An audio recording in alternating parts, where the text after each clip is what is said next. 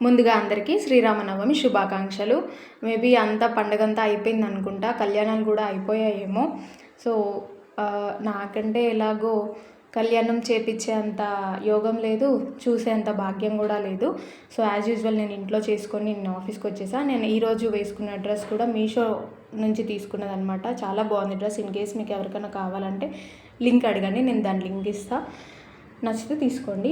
తర్వాత main point ఏంటంటే, ఇప్పటి నుంచి అయినా డ్రమ్ములు, కుక్కర్లు అన్నీ మానేసి అందరి హస్బెండ్ అండ్ వైఫ్ సీతారాముల్లాగా మంచిగా ఉండాలి అని కోరుకుందాము. డ్రమ్ముల బాధ ఎక్కువైపోయి పిల్లోళ్ళు పెళ్ళి కూడా చేసుకోమంటున్నారు కొంతమంది, అంటే మా ఫ్రెండ్స్ కొంతమంది.